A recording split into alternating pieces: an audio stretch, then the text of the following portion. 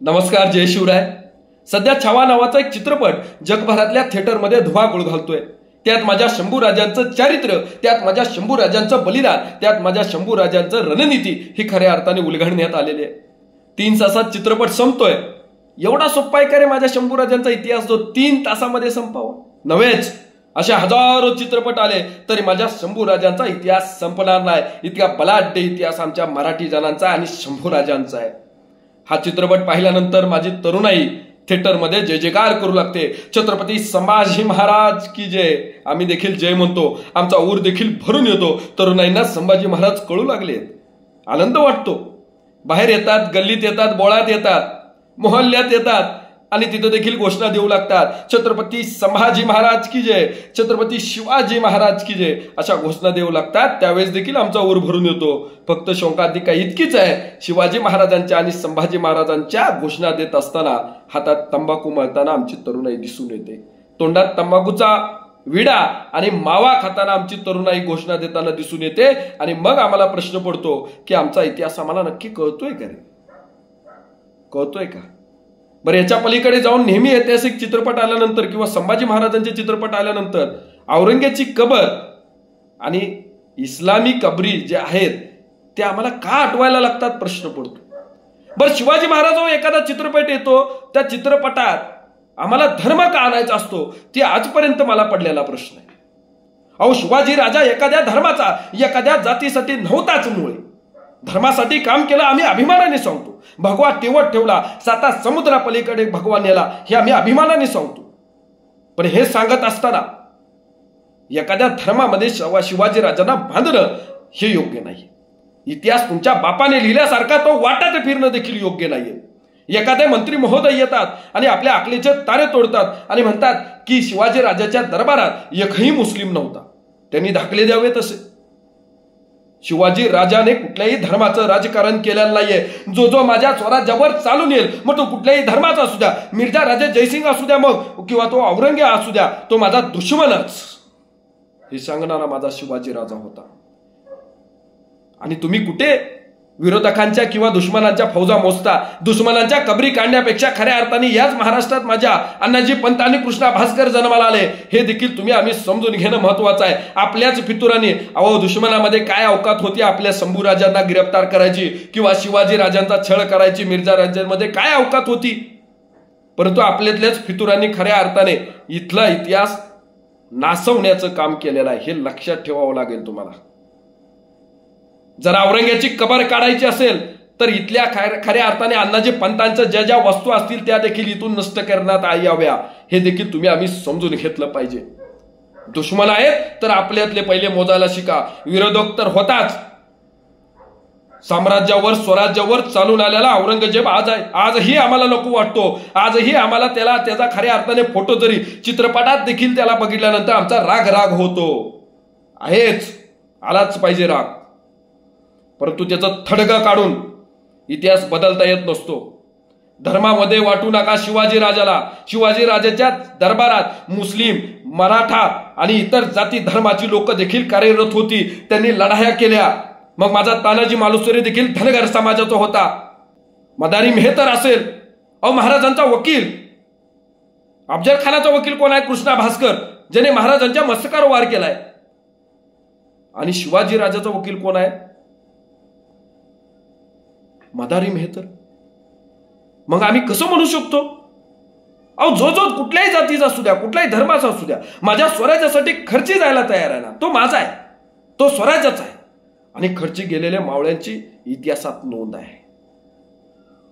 माझ्या स्वराज्यावर चालून येणारा मुसलमान माझा दुश्मन आहे, पण माझ्या स्वराज्यासाठी लढणारा मुसलमान माझा कधीच दुश्मन नाहीये. मग आम्ही काय त्यामध्ये धर्म आणण्याचा प्रयत्न नेहमी करत असतो. शोकांतिका वाटते. आपल्या बुद्धीवर खऱ्या अर्थाने हसण्याची वेळ येते. कबरी काढा ना, काढलीच पाहिजे. तुम्ही जर विधान भवनात, तुम्ही जर एखाद्या संसदेत बोलत असाल कबरीबद्दल, तर ती नष्ट करून टाका. त्याच्यासाठी आंदोलन, माझ्यासारख्या तरुणांची टाळकी भडकवण्याचं काम करू नका. ती कबर एक अर्थाने ठेवायची असेल तर ती कबर माझ्या शंभूराजाचा इथे छळ करणारा किंवा शिवाजी राजाला त्रास देणारा औरंगजेब इथं या महाराष्ट्रात तडफडून मेला, हे देखील आम्हाला सांगण्यासाठी, येणाऱ्या पिढीला सांगण्यासाठी ती कबर हवी आहे. हे आम्हाला देखील वाटतं, पण काढायचे असेल तर बिंदास काढून टाका. औरंग्या कोण आहे आमचा? दुश्मना या स्वराज्यावर चालत आलेला, त्याची कबर कदापि नकोही आम्हाला. पण इतिहास हा त्या कबर काढून पुसता येत नाही. इतिहास त्या औरंग्याचा इथं त्याला गाडलाय मराठ्यांनी. तो इतिहास जर समजवायचा असेल येणाऱ्या पिढीला तर ती कबर हवी आहे. त्याची डागडुजी नका करू, त्याच्यावर खर्च नका करू, त्याला सुरक्षाही नका देऊ, पण ती कबर ते इथं थडग इथं हवंय हा इतिहास ओढून सांगितला पाहिजे. इथल्या तरुणांना, येणाऱ्या पिढीला, जन्माला येणाऱ्या माझ्या शंभू राजांना आणि शिवाजी राजांना महाराष्ट्रात हा 32 दाताचा औरंग्या आणला, बोकड आणला आणि इथं त्याला मारलाय, तडफडून मेलाय. हे येणाऱ्या पिढीला कळवू द्या. म्हणून ती कबर असलीच पाहिजे असं मला वाटतं. नसेल तर उत्तमच आहे, पण असली पाहिजे. येणाऱ्या पिढीला कळू द्या कोणाचं थडग आहे ते, हे येणाऱ्या पिढीला कळलं पाहिजे. पण आम्ही काय करतोय, त्याच्यावर माते भडकवतोय एकमेकांची. आणि हे काय राजकीय नेत्यांना काय उद्योग नसतात, त्यांना त्यांची पोळी भाजायची असते. ते आपल्या जाती धर्मामध्ये भांडण लावतात, आम्ही आपलं उतरतो रस्त्यावर. तरुण वर्ग हो. अहो शिवाजी राजा तुम्हाला कळलायच कुठे हो? शिवाजी राजाने अनेक दुश्मनांची थडगी बांधली हो. कधीही विल्हेवाट लावली, कधीही त्याचा अपमान नाही केला एखाद्या दुश्मनाचा, मृत्युमुखी पडलेल्या दुश्मनाचा. त्याला देखील मानाने दफन केलेला आहे. हा माझा शिवाजी राजा आहे हो. तुम्हाला शिवाजी राजा कळलाच कुठे? सध्या बजेटचं अधिवेशन चालू आहे हो. माझ्या शेतकऱ्यासाठी काय दिले या सरकारने, असा प्रश्न तरुणांनी विचारायला हवा होता हो, जर शिवाजी महाराज कळले असते तर. पण आमचा तरुण काय विचारतोय हो? आमचा तरुण विचारतोय ती कबर कधी काढणार. आमचा तरुण विचारतोय शिवाजी महाराजांची मंदिरे कधी बांधणार. अहो तरुणांनो, शिवाजी राजाचं मंदिर बांधून माझा शिवाजी राजा जिवंत नाही. शिवाजी राजा इथल्या मनामनात, विचारात जिवंत आहे, त्याच्या गड किल्ल्यामध्ये जिवंत आहे हो. कुणाची तरी कबर पाडून माझ्या शिवाजी राजाला कधीच आनंद वाटणार नाहीये हो. माझ्या शिवाजी राजाचा जीव इथल्या शेतकऱ्याच्या देटामध्ये, पानाच्या देटामध्ये होता, शेतकऱ्यामध्ये होता माझा शिवाजी राजाचा जीव. आणि मग आमच्या शेतकऱ्यासाठी या बजेटमध्ये काय दिलं जात आहे हे खऱ्या अर्थाने सरकारला विचारावं तरुणांनो. कबरी पाडण्यात येतील, ते सरकारचं काम आहे. त्याला पाळायची असती तर खरंच पाडली असती.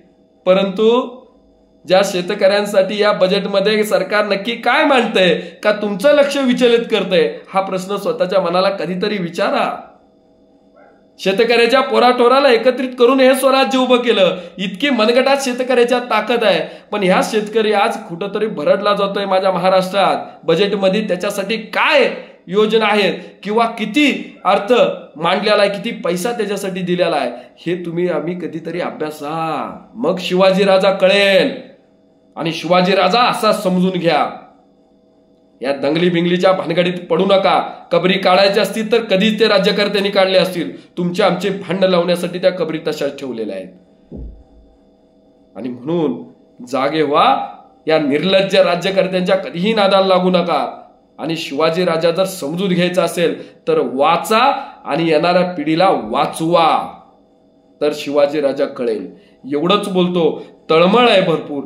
माझं जर काही चुकलं असेल याच्यामध्ये तर आपली क्षमा मागतो. पण ही तळमळ आम्ही तरुणांनी समजून घेतली पाहिजे. जय हिंद, जय महाराष्ट्र, जय शिवराय.